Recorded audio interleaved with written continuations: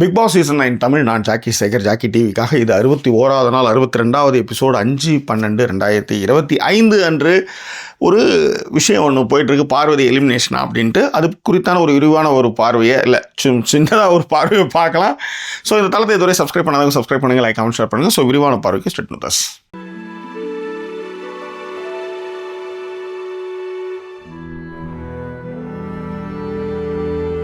நண்பர் இமாத் வந்து ட்விட்டரில் ஒரு விஷயத்தை போட்டிருந்தாரு. இது மாதிரி பெரிய விக்கெட் ஒன்று காலி ஆகுது அப்படின்ட்டு. அது வந்து ஒரு பெரிய வைரலாகவும் உள்டப்பில் வந்து ஜாக்கி என்ன பார்வதி தூக்குறாங்களா அப்படின்ற மாதிரி கேட்குற மாதிரியான ஒரு கேள்விகள்லாம் வந்து உள்டப்பில் வந்துட்டுருக்கு. பொதுவாக வந்து ஒரு க்ளூவோ இல்லை ஒரு விஷயமோ வெளியில் வரும்பொழுது டக்குன்னு வந்து ஆமாம் 1 2 4 எஸ் 2 2 4 அப்படின்ற மாதிரி கணக்கு போட்டு எல்லாருமே யோசிக்கிறது வந்து இயல்பு தான். அது மட்டும் கிடையாது. இந்த சோஷியல் மீடியாவுடைய பவர் என்னென்னா, ஒரு சின்னதாக ஒரு கொளுத்து ஏதாவது ஒன்று ஒரு வார்த்தையாக ஒரு குழுவாக ஒன்று கொளுத்தி போடுவது வந்து அப்படியே பக்குன்னு பற்றிக்கிட்டு பரபரன்னு எரியுது. ஓகேவா? ஸோ எந்த இடத்துலையுமே வந்து இவ்வளவு எலாபரேட்டாக வந்து எந்த சீசன்லேயுமே வந்து கடுமையாக ஏன் வந்து மைக்கை வந்து மறைச்சிக்கிட்டு பேசுனீங்க அப்படின்றத வந்து ரொம்ப பெருசாக வந்து, அதாவது டக்குன்னு போட்டு உடைப்பாங்கல்ல, அந்த மாதிரி மோஸ்ட்லி சொல்ல மாட்டாங்க. கன்ஃபெஷன் ரூமில் வந்து அட்வைஸ் பண்ணுவாங்க, இல்லை வந்து இது மாதிரி ஏதாவது ஒரு க்ளூ அந்த மாதிரி ஏதாவது பேசுவாங்களா கோசரம், இல்லை ஹோஸ்ட் மூலமாக கூட வந்து உள்ளார வந்து விஷயங்களை சொல்லுவாங்க. இது வந்து ரொம்ப, அதாவது சர்க்காசமாகவும் சரி, ஒரு சர்க்காசமாக சொல்லும்போதே நிறைய இடத்துல திருந்திடுவாங்க. நம்மளை தான் மென்ஷன் பண்ணுறாங்க, சாரி பிக் பாஸ் அப்படிலாம் சொல்லுவாங்க. அதெல்லாம் ஓகே. ஆனால் இந்த சீசன் வந்து பிக் பாஸ் வந்து பயங்கரமாக வந்து என்ன சொல்கிறது,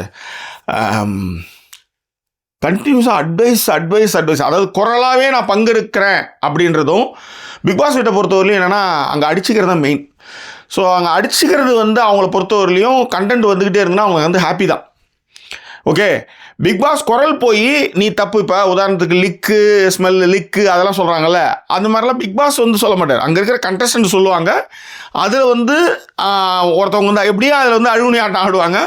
அழுகுனி ஆட்டம் ஆடும்பொழுது ஒரு கான்ஃப்ளிக்ட் உருவாகும். அதை வச்சு அங்கே வந்து எல்லாம் எப்படி எதிர்கருத்து சொல்கிறாங்க, எப்படி வந்து பார்த்தா மாதிரி பேசுகிறாங்களா, இல்லை பச்சையாக புழுகிறாங்களா, இல்லை அவங்களுக்கு ஒரு சுய கருத்து இருக்கா, இல்லை அவங்க உண்மையை பேசுகிறாங்களா, இல்லை போய் பேசுகிறாங்களா அப்படின்றத வந்து கண்டினியூஸாக வந்து அனலைஸ் பண்ணுவோம். அதன் மூலமாக தான் ஒரு பிரச்சனையை அவங்ககிட்டே கொடுத்துருது. அதனால தான் வந்து பிக் பாஸ் வந்து நிறைய இடத்துல வாய்ஸே கொடுக்க மாட்டார். சரியா தப்பான்னு கேட்டுக்கிட்டே இருப்பாங்க. ஒரு வாயே திறக்க மாட்டார். நீங்களே முடிவு பண்ணிக்கங்க, நீங்கள் தான் அந்த இடத்துல இருக்க போகிறீங்க அப்படின்ற மாதிரி. ஏன்னா வாயை நீங்கள் பிக் பாஸ் வாயை திறந்து இது சரி தப்புன்னு சொல்லிட்டு அப்புறம் அந்த கேம் வந்து அந்த இடத்துல ஒரு கான்ஃப்ளிக்ட் உருவாகாது. பிக் பாஸ் கேமை பொறுத்தவரை அதுதான் மெயின் மேட்ரு. ஆனால் இந்த சீசனில் பார்த்தீங்கன்னா பிக் பாஸ் வந்து நான் ஒரு குரலாகவே உள்ளார வந்துடுறேன்னுட்டு என்ன நிறைய இடங்களில் வந்து அழுகுனி ஆட்டங்களை வந்து தொடர்ந்து ஒரு சாரரே பண்ணும்போது என்னென்னா, ஆட்டத்தினுடைய போக்கும் சரி, திறமையான ஆட்களுடைய விஷயங்களும் சரி போகுதுன்றதுனாலே அவர் வந்து உள்ளார குரலாக வந்தார். ரெண்டாவது, இவங்க யாருமே அதை புரிஞ்சுக்கிட்டும் விளையாடவும் மாட்டுறாங்க. எல்லாருமே ஒரு சேஃபர் சைடாகவே இருக்கிறாங்க. இதுக்கு காரணமும் இருக்குது. எல்லாருமே ஓரளவு புகழ் பணம் இருக்கிறவங்களாம் வந்திருக்காங்க. ஒரு சிலர் தான் கொஞ்சம் அடித்தட்டு இடத்துலேருந்து அடித்தட்டு மக்களாக இருந்து அங்கேருந்து வந்திருக்காங்க.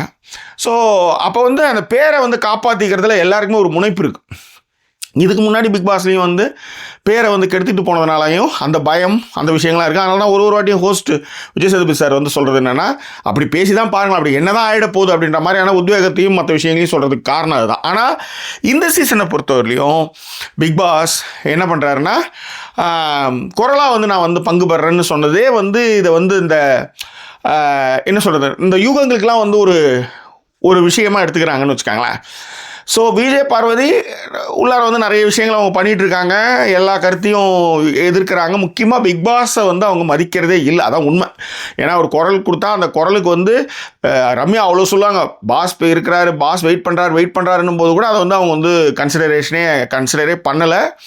அதே மாதிரி மைக்கை வந்து அவுத்து வைக்கிறத வந்து அவங்க தொடர்ந்து செஞ்சுக்கிட்டே இருக்காங்க. இப்போ உதாரணத்துக்கு பாத்ரூமில் இன்றைக்கி வந்து மைக்கை வந்து வச்சுட்டு வந்திருக்கிறாங்க. அதன் பிறகு வந்து மைக்கை வந்து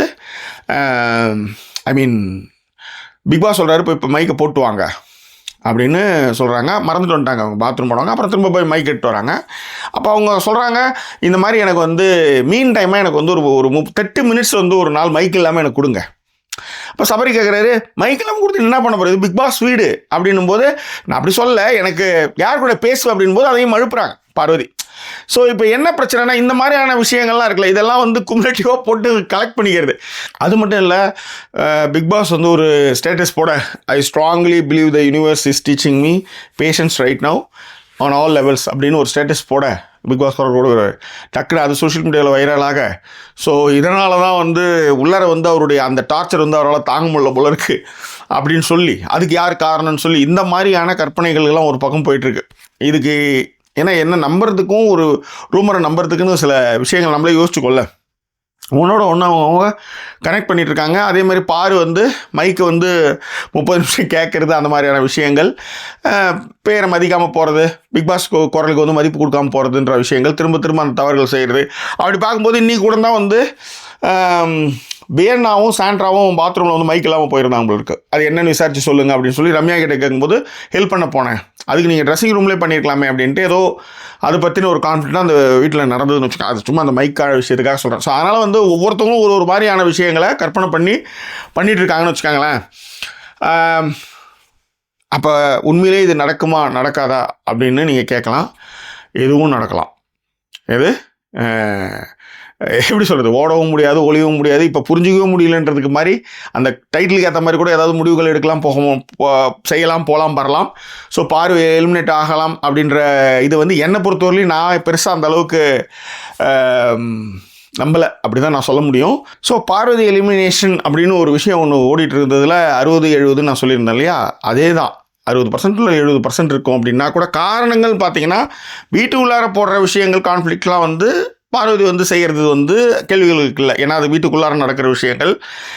பிக் பாஸ் ரூல்ஸ்னு ஒன்று இருக்குல்ல, அந்த ரூலை மீறி இருக்கும் பட்சத்தில் சில விஷயங்கள்லாம் செய்யக்கூடாதுன்னு ஒரு விஷயம் ஒன்று வச்சுருப்பாங்கல்ல, அதை மீறி அவர்கள் செய்திருக்கும் பொழுது மைக்கை கழட்டிட்டு ஸ்மோக்கிங் ரூம்லேயே போய் நிற்கிறது, ட்ரெஸ்ஸிங் ரூமில் போய் மைக் கழட்டி போய் பேசுகிறது, மைக்கை கழட்டி வச்சுட்டு பேசுகிறது, இதெல்லாம் ரூலுக்கு எதிரான விஷயங்கள். ஓகேவா? ஸோ இந்த கேமே வந்து நீங்கள் எங்கே போனாலும் என்ன பண்ணாலும் நீங்கள் என்ன செய்கிறீங்கன்றதை அவங்களுக்கு வந்து கண்டிப்பாக தெரியணும். அதை மீறும் பொழுது அதற்கு அவர்கள் நடவடிக்கை எடுக்கிறதுக்கான வாய்ப்புகள் இருக்கலாம். இப்போ ஒரு ஒரு ஒரு தப்பு, 2 தப்பு, 5 தப்பு, 10 தப்பு தொடர்ந்து இதே தவறுகளை பண்ணிகிட்டு இருக்கும் பொழுது, ஸோ ஒரு ரெஸ்பான்சிபிலிட்டி இல்லாத பொழுது, தன்னை எதுவுமே கேட்கவே முடியாது அப்படின்னு அவங்க நினைக்கும் பொழுது இதற்கான சாத்தியங்கள் நடக்கிறதுக்கு வாய்ப்புகள் இருக்குது. புரியுதுங்களா? மற்றபடி அந்த வீட்டு உள்ளார கான்ஃப்ளிக்டில் வந்து அது பிரச்சனையே கிடையாது. அவங்க பிரச்சனை பேசுகிறாங்க, கொள்கிறாங்க, வார்த்தை விடுறாங்க, அதெல்லாம் வந்து அந்த கேமில் ஒரு இன்க்ளூடட் தான். ஆனால் மைக்கை போடாமல் இருக்கிறது, மைக்கை கழட்டி வச்சுட்டு திரும்ப திரும்ப பேசிக்கிட்டே இருக்கிறது, மைக்கை வந்து போடுங்கன்னு சொல்கிறத வந்து மதிக்காமல் போகிறது அப்படின்ற விஷயங்களுக்கு ஒன்றா இந்த மாதிரியான நடவடிக்கைகள் எடுக்கிறதுக்கு சாத்தியங்கள் இருக்குது அப்படின்றது தான் இந்த இடத்துல நான் பதிவு பண்ணுறேன். ரைட்டா?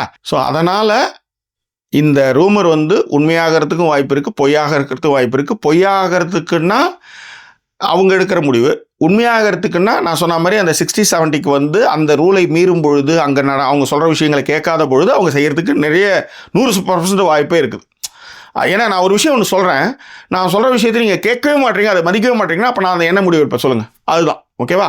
ஆனால் பெரிய விக்கெட் ஒன்று போகுதுன்றது வந்து ஒரு விஷயமா இருக்கும்போது இது ஒரு தடாலடியாக வந்து 60வது நாளில் ஏதாவது ஒன்று பண்ணுவாங்கன்றது வந்து என்னால், ஏன்னா 60 நாள் ஆயிடுச்சு, இதுக்கப்புறம் அது வந்து தத்துக்குத்தலாக இருக்கும்போது டீம் என்ன முடிவெடுக்கிறாங்கன்றது நமக்கு தெரியாது. நம்ம அறுதிட்டு தெரியாத ஒரு விஷயத்துக்கு, ஒரு யூகத்தின் அடிப்படையில் இருக்கிற ஒரு விஷயத்துக்கு நம்ம என்றைக்குமே வந்து கம்பு சுத்த முடியாது.